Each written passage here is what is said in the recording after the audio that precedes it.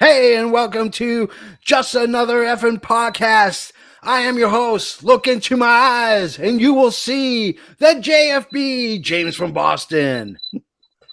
And you might know me as the patron saint of professional wrestling. You might know me the reason that London Bridge is falling down, baby. I'm Canada Dry, damn it.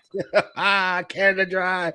We are joined today by a good friend of ours. I have competed against him in prediction leagues galore. He is a huge wrestling fan from the UK. Please introduce yourself.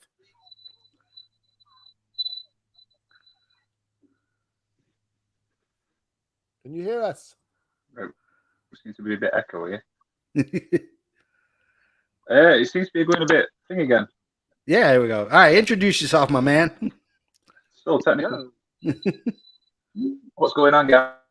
My name's a podcast coming out on the 16th of October called The Magic of Wrestling. Awesome. All right, so we got Liam in the house. We got Canada Dry, the JFB. We're going to talk about the magic of the UK wrestling scene and our top 15 UK wrestlers. But before we do, we are going to get into some news. Kiera Hogan, a new signee to AEW. Wait. What? We do not say the H word on this show. What's the H word? I can't say it. Oh, Kiera. Yes. Yeah, so Kiera. We just say Kiera. Yeah, rhymes with Logan. She is the new signee for AEW. However, she is not on a full-time basis. She is only on a part-time basis. This just came out from Dave Meltzer. Seeing it's coming from Big Daddy Meltzer, I'm not sure if I take this with a grain of salt. But yeah, at least she's got pen to paper. She will be in some matches. So it'll be interesting to see where Kiera Hogan will do for what she'll do for AEW. Any thoughts? I like Kiera Hogan. Oh, sorry. Kiera rhymes with Logan. She's lots of talent. We'll see what AEW does with her. Yeah. What about you, Liam? I think I think you've covered it all bases. And a good talent. You look at the roster on AEW. You've got the matches she could have are really, really awesome. Yeah. Yeah, I'm looking forward to it. Next article is Bobby Fish will have an actual match on AEW Dynamite this upcoming week. He is signed with AEW, but he does have shows for MLW as well. I like seeing Bobby Fish. I think he's a good mid-card talent. I think he can really bring something to that mid-card, something that I think is kind of lacking with a lot of the big chiefs and not enough Indians going on in AEW right now. If Bobby Fish went to the main roster in WWE, they'd have an aquarium at ringside and they'd have fish the whole bit. I'm looking forward to seeing maybe what Adam Cole does with Bobby Fish. I think it'll be interesting. I think it will be. What do you think, Lean? The match he's going to have with Guevara. I think the match he's going to have with Guevara is really going to be one to watch. Yeah. Yeah, absolutely. I think what you're looking at is... I think Guevara... Sorry, say it again? Sorry, continue? Yeah, go ahead. Sorry, carry on. I think the match is... Guevara is one of my favourites. And he's so young, and I think putting the TNT title on him is really a good call. Having somebody like Bobby Fish facing him is really going to be... I think that'd be the one to watch. Yeah, I think it's going to be a great match. I like Sammy with the title. I really like Bobby Fish. He's such a good technical wrestler with some strong style, built in. So I think it'll be really interesting to see what Bobby Fish can bring. And Sammy can have a good match with anyone, and I think this will be a really, really showcase what Bobby Fish can do. Oh yeah, absolutely. Impact has finally broken silence. They are pursuing Wyndham Rotunda, better known as the man, the myth, the legend, Bray Wyatt.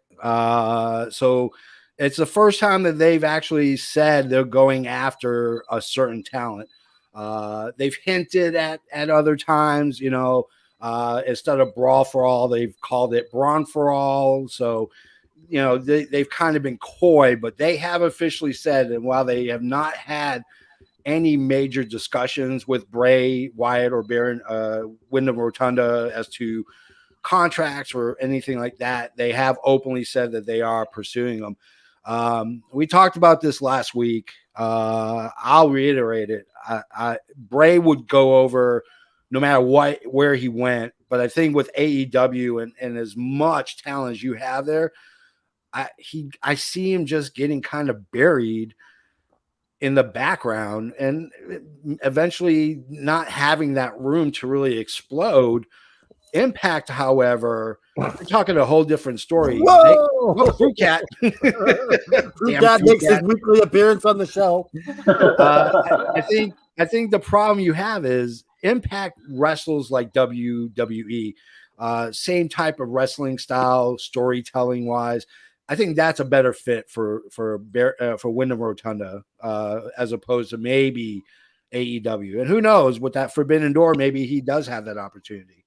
I think it's quite the opposite, Mr. James from Boston. I think that the notoriety that AEW has will push Wyndham Rotunda to the forefront. Yeah. Whereas in Impact, no one will watch him. I mean, that's true.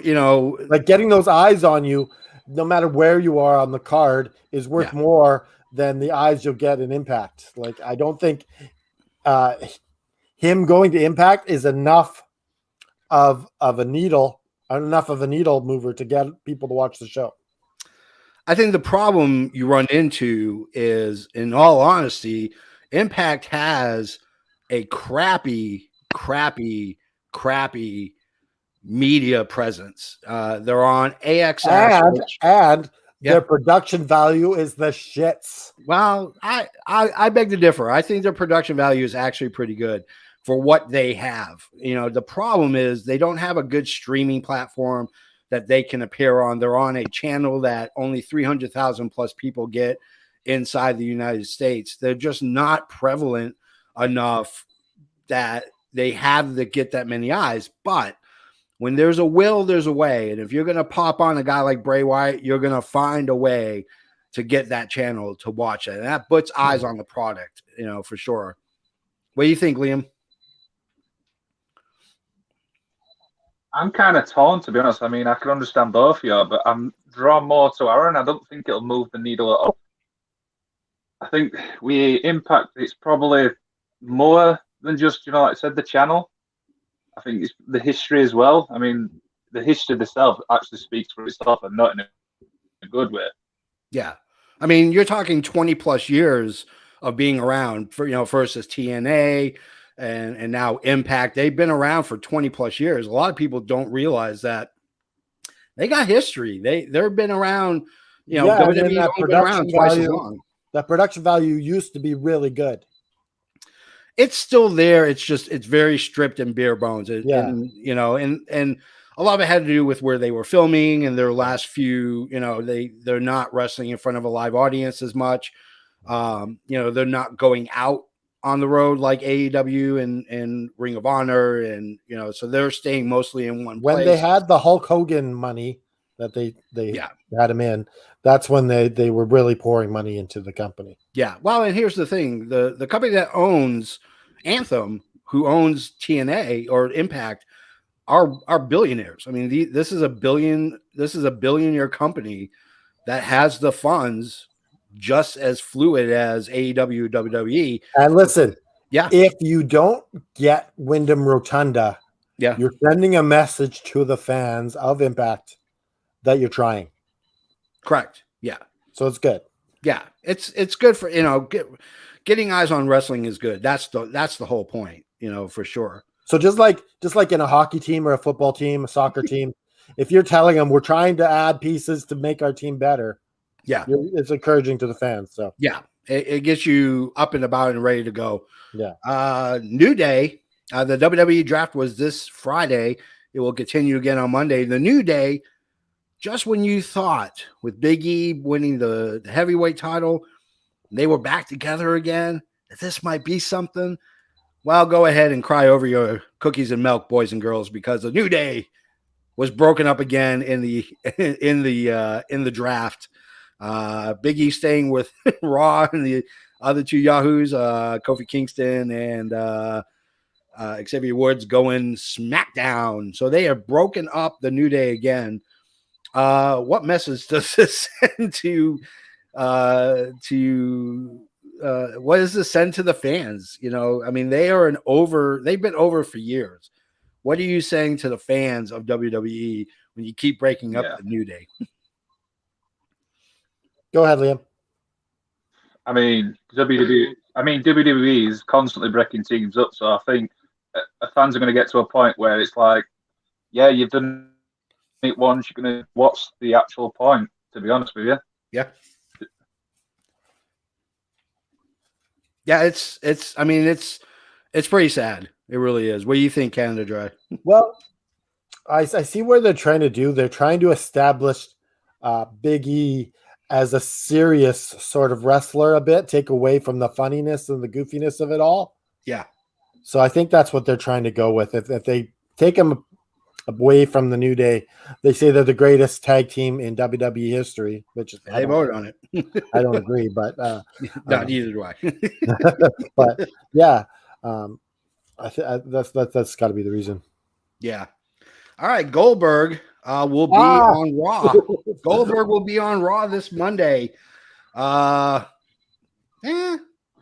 Goldberg. I mean, I don't care. Yeah, it's not going to make me watch Raw. What about you, Liam? Next really don't get it. Next piece of news. Move on. Yeah, casino ladder match on AEW this week.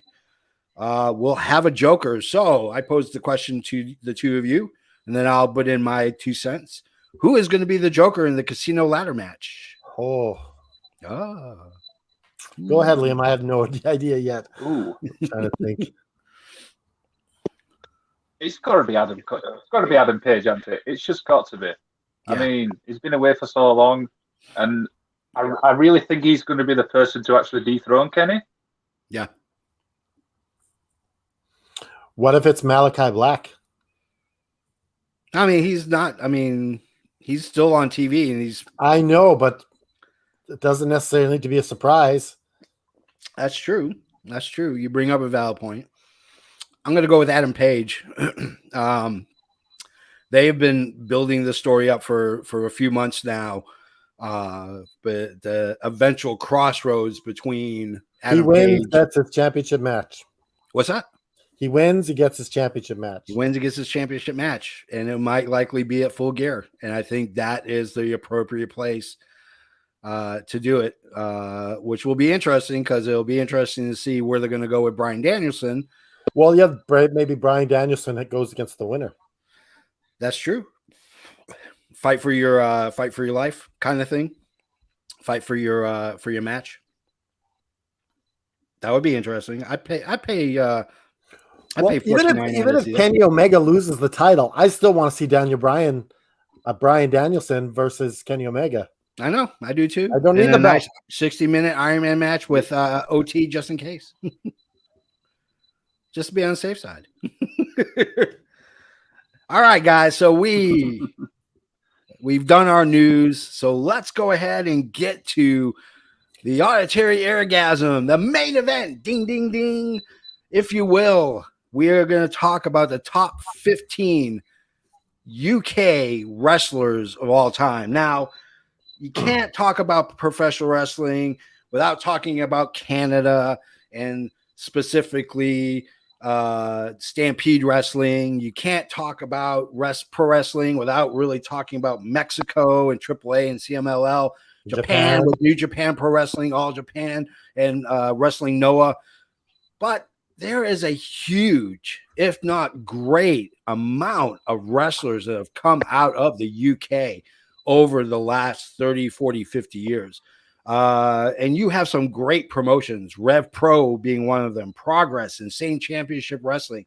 And I guarantee you, all of these 15 guys have at some point wrestled for one or two of those promotions. And it's a great hotbed right now for what they call the British strong style, with guys like Pete Dunne. And you just got a tremendous amount of hard workers that are out there. So we're going to go ahead and do our top 15. And to start with number 15, I think you can't go wrong with who we picked at number 15. She doesn't have the years working as a wrestler as a lot of the rest on this list, but she's got a huge list of accomplishments. She is a one-time Raw heavyweight champion. She is a SmackDown four-time champion, and she is the winner of the 2019 Royal Rumble. Ladies and gentlemen, the man, big-time Becky Lynch. So go ahead and plow it on. What are your thoughts on number 15, Becky Lynch, where she falls? Go ahead, Liam. I mean, she's a big part of, obviously, the Divas Revolution. Yeah. Which is one of my favorite segments. I mean, the pop she gets when it's absolutely incredible. In ring, she's absolutely great. I'm not a big fan of the heel thing personally, but that's just my personal opinion. Yeah, I mean, you know, she plays a natural heel anyways by just being defiant, but she was kind of like Stone Cold. She was that cool tweener. You know, she wasn't a heel, she really wasn't a face, she was kind of a tweener. What about you, Canada Dry? What is your thoughts on the big time Becks?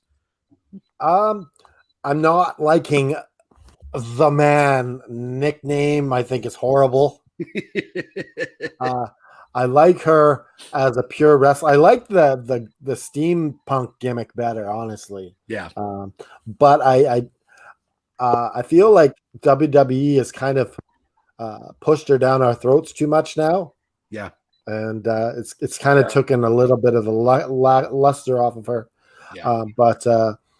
And that 15-minute, that 23 second, squash of Bianca Belair really, it actually hurt Becky Lynch more than it hurt Belair, if you think about it.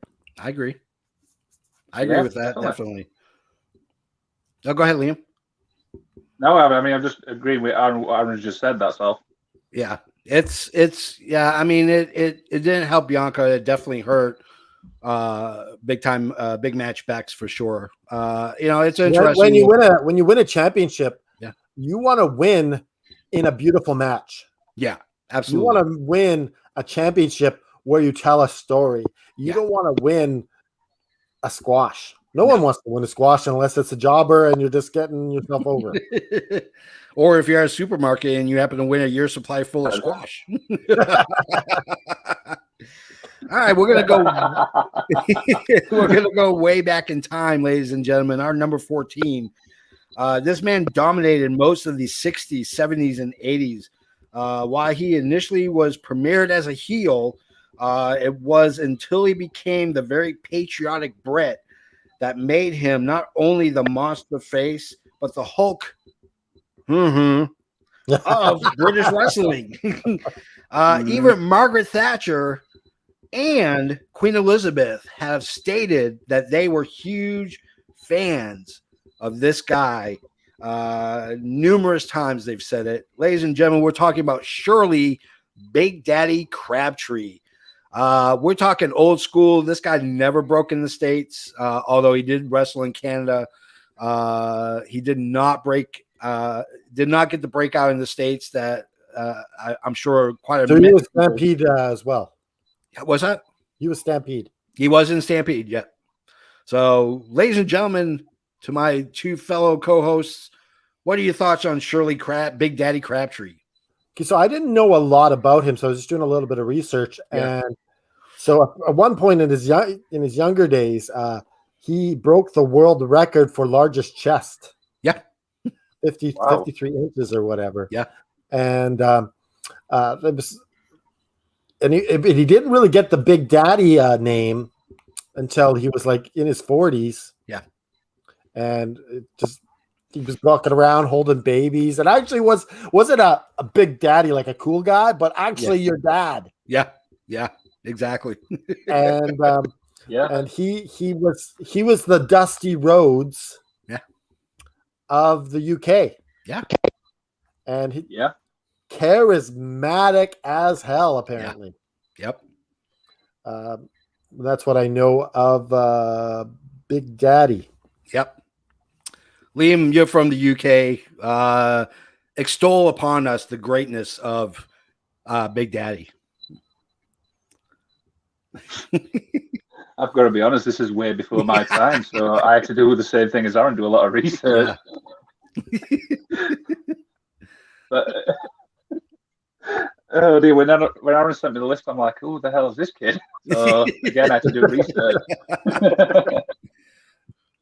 But yeah, he was actually a fan favorite at the top star in the joint promotions from the late 1970s. Yeah. And that's he created the term blue eye as well. Yeah. Yeah, he was a great.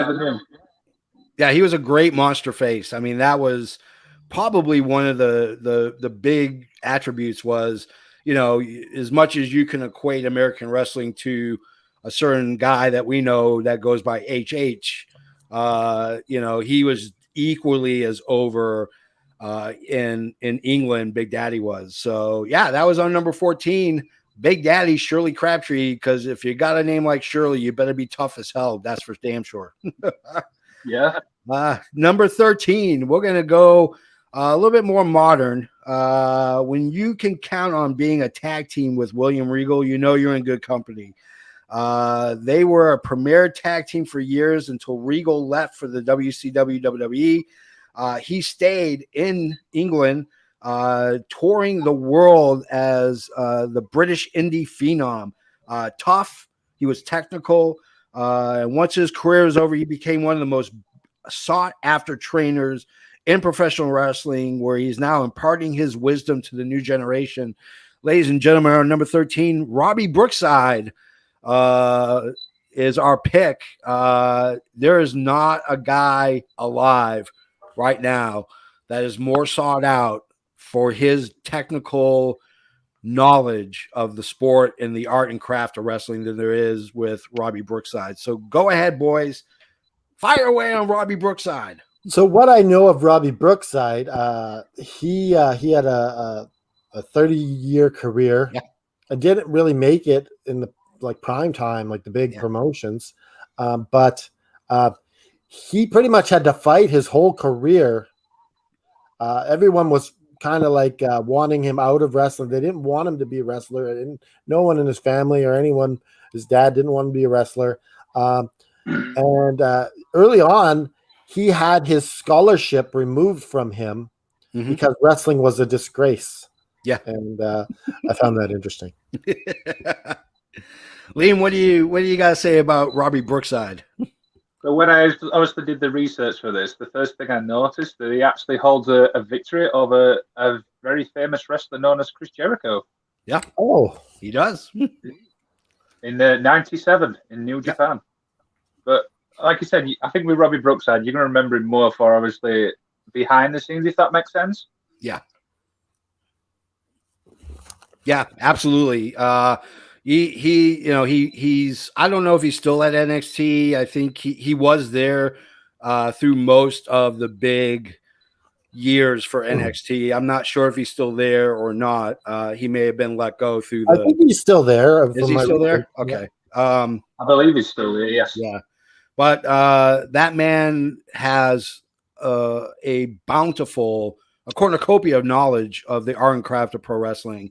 And the fact that he gets to impart it on this next generation so that the generations before him, and the generations after him will still feel that brotherhood and he's William Regal's best friend. And he's William Regal's best friend, which you can't really beat. So for sure. Our number. Isn't his daughter in the NXT as well? What's that?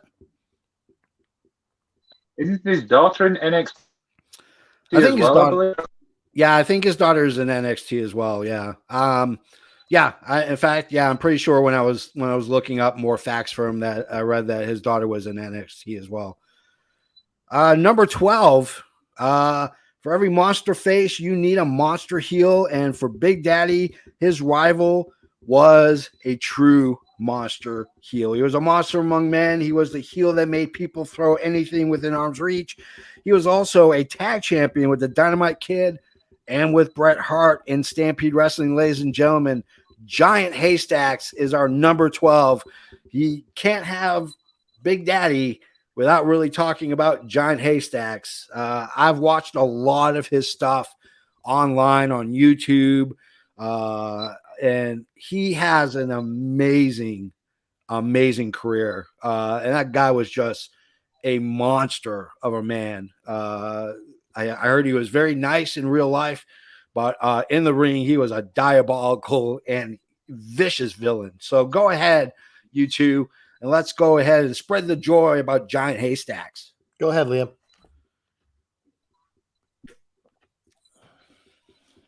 So obviously I did the research for this one as well, and he's actually the Loch Ness in WCW. Yeah, which I never knew.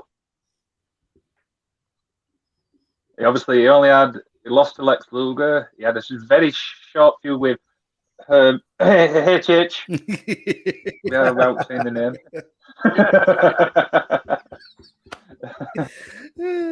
That's funny. And he actually was a part of it was actually part of stables called the Dungeon of Doom. Yeah. Oh, that's right. Yeah, he was part of the Dungeon of Doom. I actually looked at the talent. He had Vader, the Giant, Jacqueline, and a young Conan. Which I'm really surprised. Yeah, absolutely. Yeah, the Dungeon of Doom was a great faction. Great faction. So the sad thing about Giant Haystacks, aka Loch Ness Monster, is that he died at 52 of lymphoma. When he first started, he was 434 pounds. Yeah. And he was close to 700 pounds by the time he was done in wrestling. That's a big guy right there. Bigger than, that's heavier than Andre the Giant. That's way heavier than Andre the Giant. No wonder he died so young. Yeah. It sucks. Yeah. He, again, it's another old timer that really didn't make a mark in the States as much as he did overseas in Canada and Europe.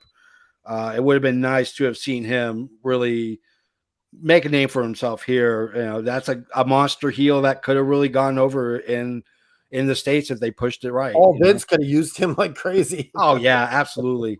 So our number 11, some consider him one of the greatest and most important figures in British wrestling. His career in Ring of Honor stands by itself, being the pure champion for 350 days and the world champion for 545 days. Neck injuries, amongst other illnesses, curtailed his career. After that, he was prevented from appearing in WWE. He was actually ready to sign on the dotted line, but because of these injuries and his illness, he was not able to go ahead and sign it. He was going to premiere with Daniel Bryan, and he would have had a second, but he has found second life, ladies and gentlemen, as a commentator. We are talking, of course, of Nigel Mcginnis. I loved his Ring of Honor stuff, and I thought he was a better wrestler in Ring of Honor than Daniel Bryan or Bryan Danielson was.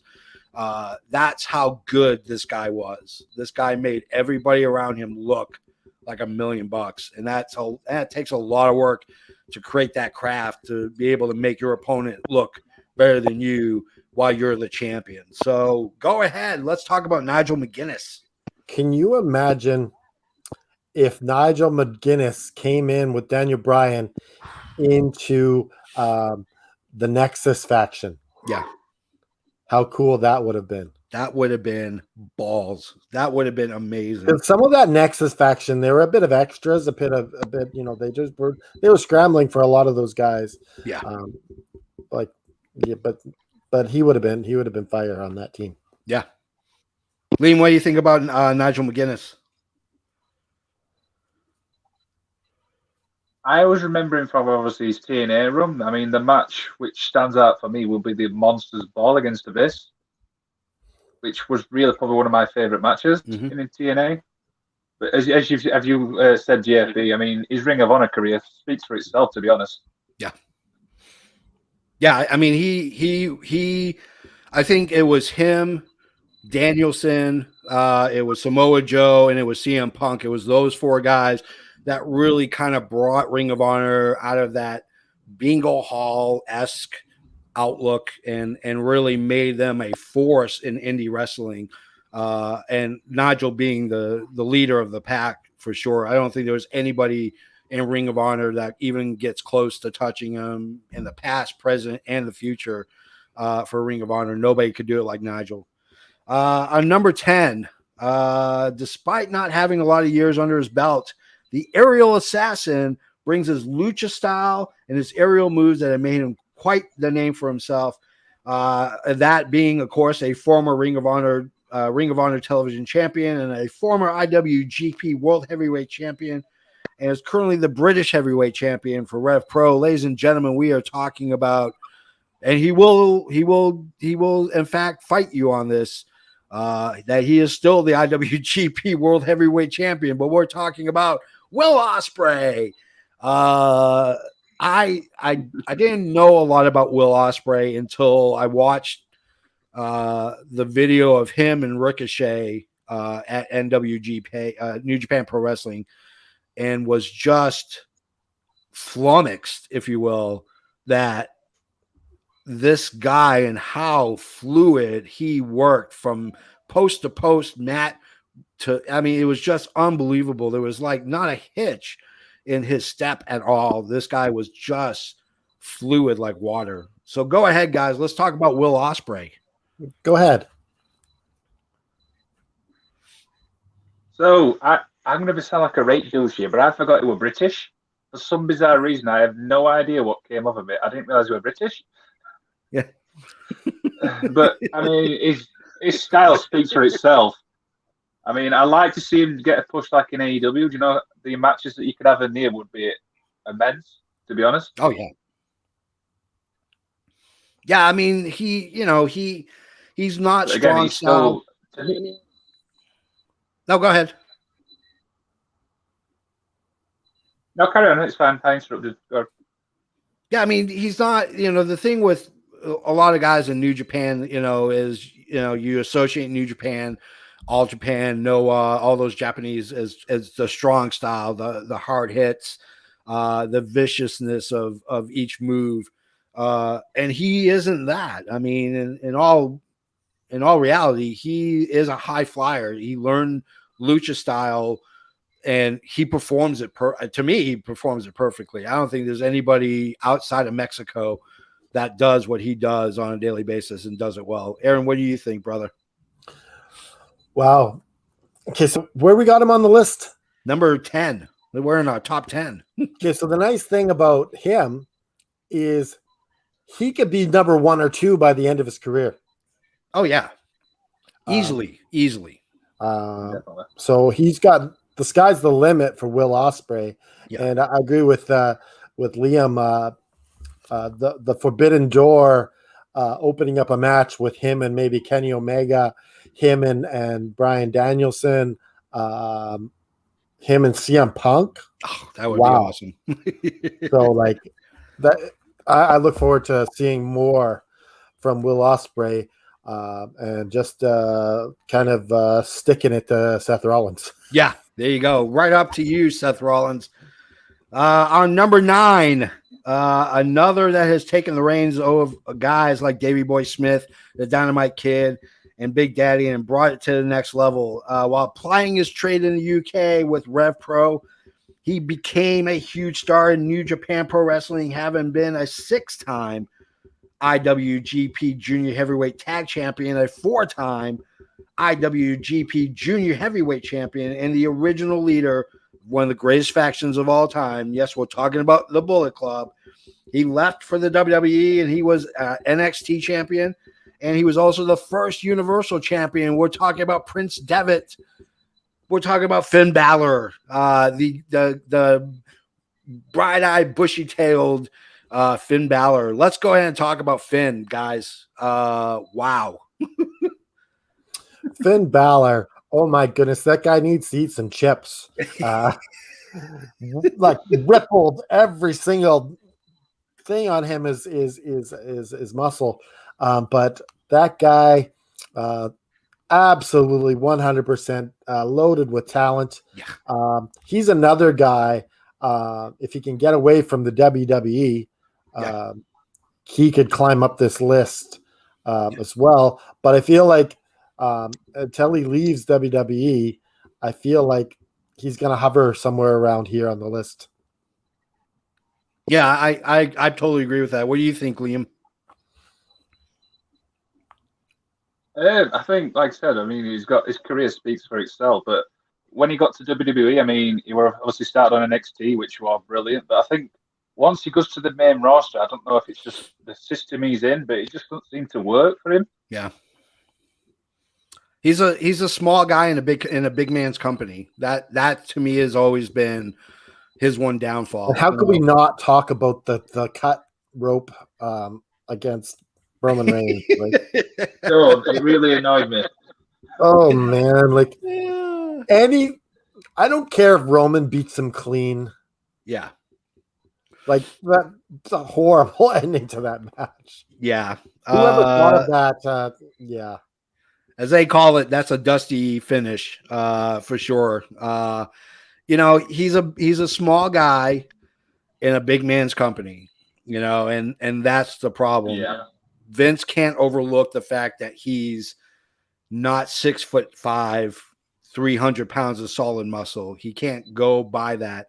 But when you look at his career in New Japan Pro Wrestling, Rev Pro, ICW, he put on amazing match after amazing match after amazing match. And, has he ever faced off against Will Osprey? What's that? Have they ever met Will Osprey? And that would be a hell of a match. That would be a great match, because you have the ground and pound. That would definitely be you have the ground and pound of Finn, and you have the aerial acrobatics of Will Osprey. I mean, it sounds like two things that don't go together, but hey, somebody created he's also a little bit aerial too, Finn Balor. So we're going to go to our number 8. There are a few women that have done what she has done in a small amount of time. And while she was an indie British wrestler, she held several championships. She was recruited to WWE, where she held both the NXT Women's Championship and the Divas Championship at the same time. The second one being the youngest to hold the Divas title. Neck issues ended her career, but she's still making appearances for them when she's not twitching. Guys, we're talking about Paige. Isn't she banned from Twitch now? Isn't that over? Huh? Isn't she banned from Twitch? I don't know. I don't follow. I don't even know what I thought she wasn't allowed. I couldn't even tell you what Twitch is. Like, I have a Twitch, but it's, that's medical, baby. That's my Twitch. So let's talk about what do you guys think about Paige being at number 8? Go ahead, Liam.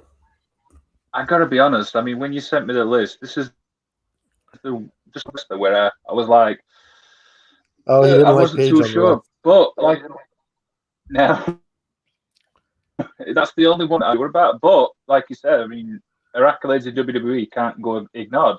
Yeah. Yeah. Plus, she was, she started off in her family's wrestling business. If you've ever seen the movie Wrestling with My Family, it's a somewhat autobiographical. Great movie. Yeah, somewhat truth to it, but I mean, she made huge waves very quickly. She kind of dissipated a little bit. She was making another big run, and then the neck injury, which basically got her out of wrestling for good. She was a general manager. She was a manager. She was a spokesperson. I mean, it was a complete waste of her talent, and it sucks that her neck injury prevented her, because she could easily been in the top 5 on this list for sure. I liked her as a manager. I don't know why they're not using her as a manager or a GM. Yeah. But Paige, when she's wrestling, she's elite. Yeah, she is. I'll give you that. Maybe she might come back. Yeah. And when her contract's over with WWE, maybe she has a small run left in her in AEW. I would like to see that, or Ring of Honor, or any place. I think she brings a lot. She moves the needle. She's one of the few women that I know that can move a needle like that. I would love to see her in AEW going against Britt Baker. I think would be an amazing match for those two. Nothing against and you're wrestling once or twice a week. That's a schedule she can handle. Yeah, absolutely. So let's go to our number 7.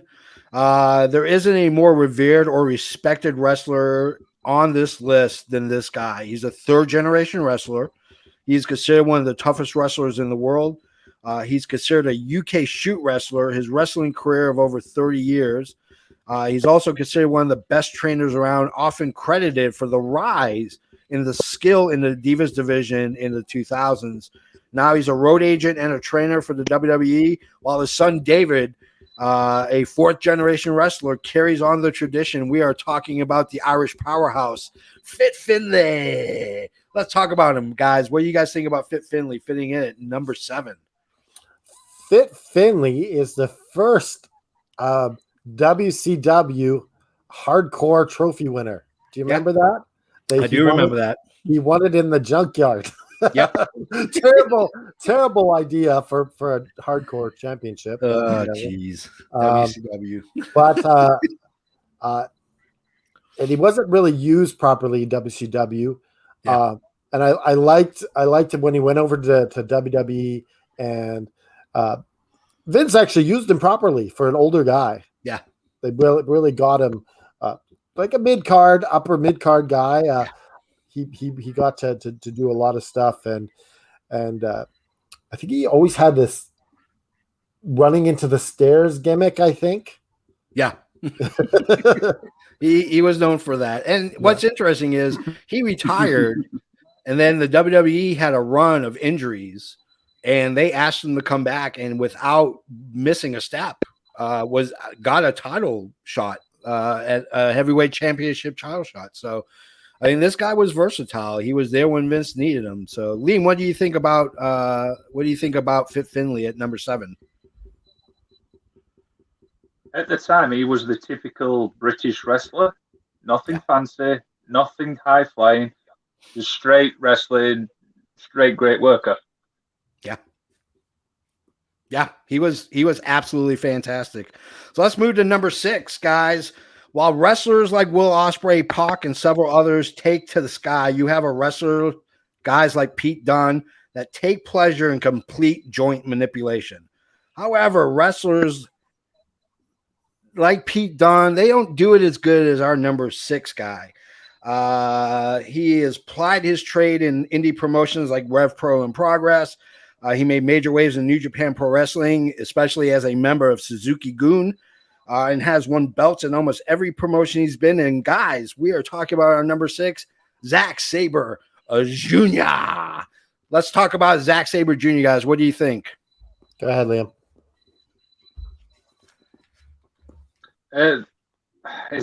What can you not say about him? I mean, the match what sticks out for me straight away is the one against Okada. Yeah. I mean, Okada could make anybody look good. Yeah, absolutely. I mean, you're talking about, to me, is probably one of the top 10 matches within the last 15 years. I mean, that man could just manipulate a joint, but he knows how to wrestle. I mean, he's a great technical wrestler. Canada Dry, what do you think about our homeboy? So Zack Saber Jr., he's a great wrestler. Yeah. But I don't know how you have him ahead of Will Osprey.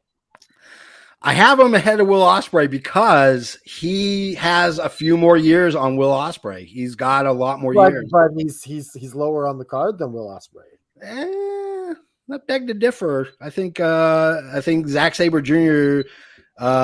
He's a headliner no matter where he goes. Just so happens that Will Osprey, the world champion. Come on. Nah, he's not the world champion. He says he is. Shingo, damn it. I disagree with what your order here, but oh, geez, stop drinking the Labatt's. You're drunk. it's Tokeny, which we call Coke for me. We are at our top 5. This is the revered part, if you will, of the list.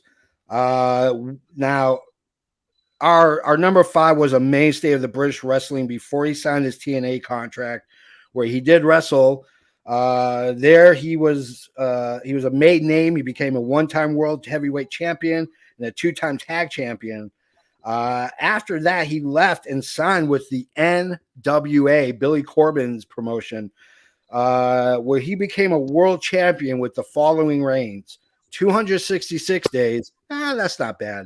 How about 1,043 days? Holy damn it. Shit, that's a lot of days. That's a lot of days. That's over 2 years, brother.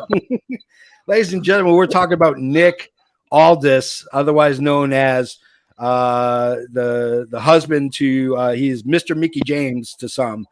He is Nick Aldous to us. Guys, go ahead and let's extol about Nick Aldous at number 5. Nick Aldous, he's got some balls on him. Because I guess he did a little bit with WWE. Yeah. Just a smidge. Yeah, just a smidge. And he did a little bit with TNA. Yeah. But he bet on himself. Yeah. Going to NWA, and that like he would get the opportunity to be the guy there. Yeah. And I think that was a big gamble for him. And we're still seeing if that's going to pay off. I think it's gonna. Liam, what do you think? The reason I actually put Aldous on the list is because of obviously the stuff he has done anyway. I mean, everybody talks about WWE, they talk about AEW, but I don't think that people talk about NWA, especially as you know with the history. Yeah. Yeah, I completely agree. I think, NWA is kind of that wayward, it's kind of like your cousin that lived on the same block that you did, but you don't ever see them that often. And then when you do, it's usually fireworks and nudie magazines and all kinds of other shenanigans that you can get into. And then you don't see him for like a month and a half. And then somehow he reappears back again. That's NWA. They're like that crazy cousin. And we got to remember the matches he had with Cody were fire.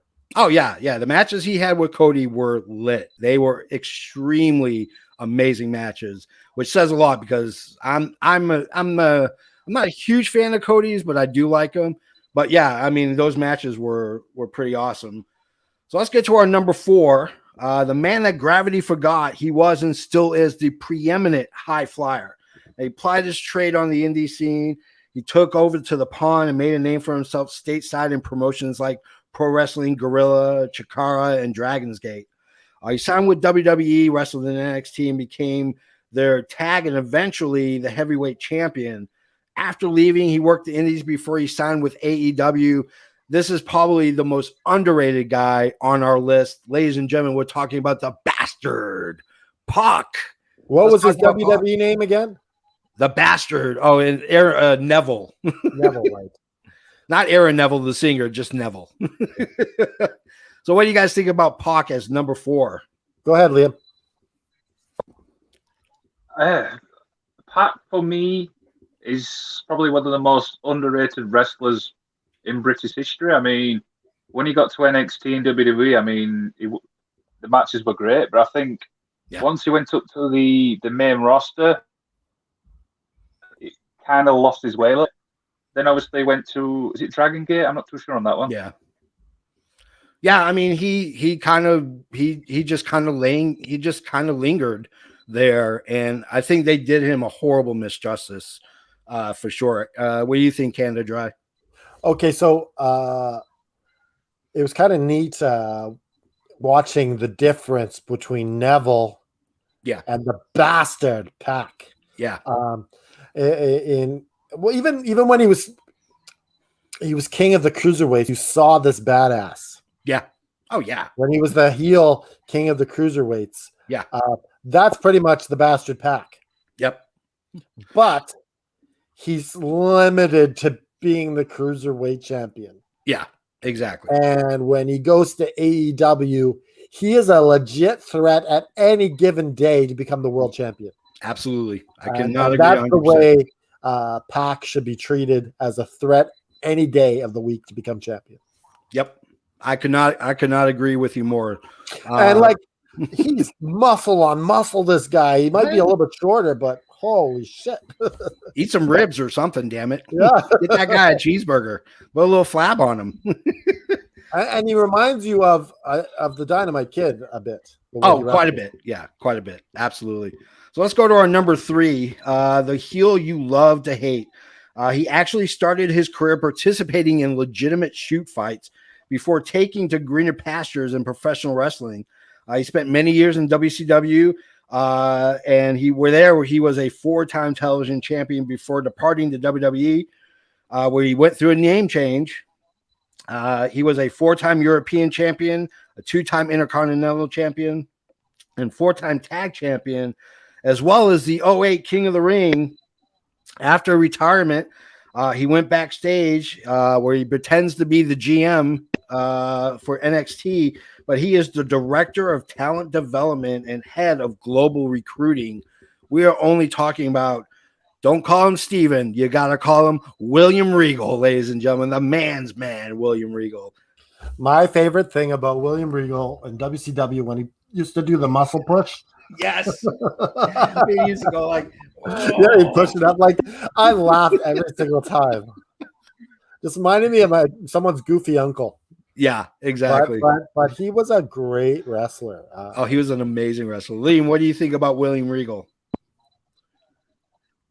Everything about William Regal is absolutely brilliant. I mean, his wrestling ability, his general manager ability, and everything. I mean, look what he's doing now for NXT.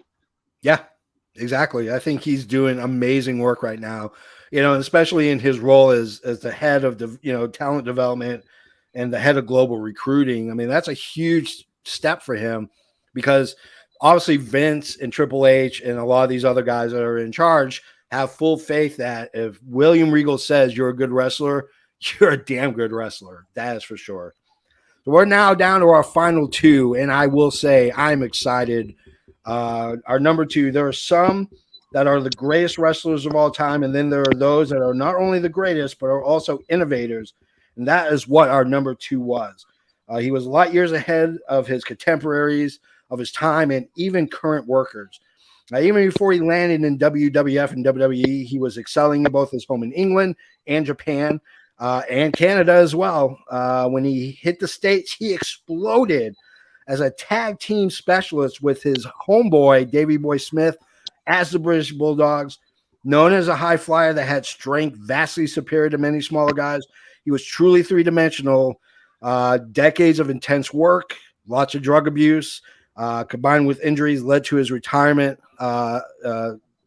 We're talking about our number 2, the Dynamite Kid. I will add that he is an ornery son of a bitch, and he burned a lot of bridges. And that's why when the news came out that he was in a wheelchair, not a lot of people stepped up and were willing to offer to help out financially or anything else. He burned a lot of bridges. Liam, what do you think about the Dynamite Kid? I think is another one who was underrated in the time. I mean, everybody talks about Davey Boy Smith, but I don't think he gets the things he deserves, if you know what I mean. I mean, he worked a fast pace, really entertaining matches. Yeah. Ken Dry, what do you think about the Dynamite Kid at number deuce?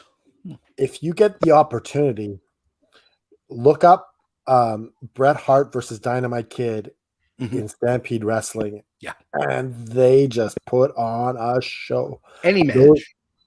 Any match. Yeah, Dynamite and Bret, they did wonderful stuff together. Yeah. But Dynamite Kid, you always hear of wrestlers who they wanted to be, and a lot of them Dynamite Kid. You always hear Dynamite Kid as wrestlers that they looked up to.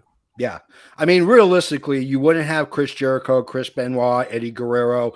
You wouldn't have Dean Malenko. You wouldn't have any of these not smaller but not huge wrestlers. I just want to mention Dynamite Kid in a match of Mick Foley at the beginning of his career. He just hit him so hard. And he was hurting for weeks. Yeah. You wouldn't have these wrestlers if it wasn't for Dynamite Kid. He was innovating stuff and was doing stuff well before. You're just seeing it now. You're just seeing stuff he was doing in the 70s and the 80s that you're seeing now in 2021. He was that much of an innovator. So we come down to our numero uno. He was a great wrestler to say the least in Stampede over in his mother country of England. He really exploded. He was an Intercontinental champion. He was a tag champion. I can't even, I mean, there's so many superlatives that you can shower on our number one, but the one thing you will have to admit is he's probably hands down one of the most well-known, well-respected, well-loved UK wrestlers, and that is Davey Boy Smith, our number one. Woo! Davey Boy Smith, number one. Liam, tell us how much you love Davey Boy Smith. What can you not say about? I mean, he has the top moment in British history to start off. Yeah, absolutely. I mean, no, go ahead. He's the first British wrestler to WWE. Yeah, I mean that match at Wembley, you had 80,000 plus people packed to the gills in Wembley Stadium to see one man and one man only, and that was Davey Boy Smith. They didn't go there to watch Bret. They weren't there for the Road Warriors entrance. They weren't there for Double H. They were there to see their countryman beat Bret Hart for the IC title, and it was an amazing, amazing match. Canada Dry, what do you think about DBS, Davey Boy Smith at number uno? He's in my top 5 wrestlers of all time. Yeah. And he represents the UK as the number one wrestler of all time. But guess what? He's also in the top 10 Canadian wrestlers of all time. That's true. He is Canadian by marriage. Yeah. So he easily makes the top 10 Canadian wrestlers of all time too. As Holy crap. So. He is an amazing wrestler. I mean, there's not much you can say about Davey Boy Smith other than I don't think there was anybody as beloved, and obviously, choices he made in his career, and he passed away very young, way too young than he should have. Okay, so JFB made this list up. Yeah. So if there's someone on this list, let's do a bonus round of one each that you would put on the list. Okay. And for me, I'm putting Wade Barrett on this list. Yeah. Wade Barrett, underused in WWE. If they had allowed that Nexus run to fully take force, if Cena hadn't buried it, oh my goodness. And that bad news, if they wouldn't have wrecked that was incredible. I got some bad news for you. Yeah. Oh my goodness. I love Wade Barrett. Such a talent. Liam, who is an honorable mention pick for you?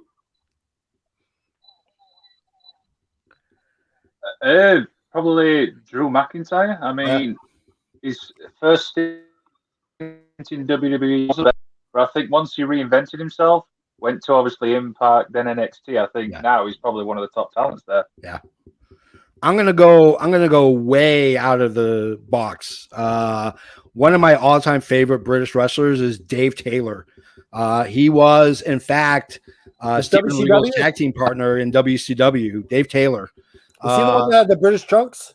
Yes, yeah. He is bar none, probably one of the toughest SOBs to ever lace up boots and wrestle. He made William Regal or Steven Regal at that time look like a diamond. That's how good Dave Taylor was. And he moved to WWE a few years after Regal went, kind of just languished there and pretty much ended his career at that point. But he's a trainer and he's got 2 wrestling schools in Europe where he's imparting his wisdom as being, the art and craft of wrestling. So Dave Taylor, that is my pick for sure.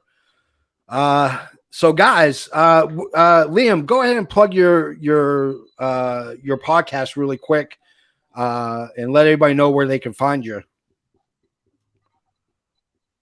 That's right. So I've got a podcast coming out on the 16th of October, which is a Saturday at 11 p.m. UK time, and it's called The Magic of Wrestling, where I'll be interviewing a wrestling fan.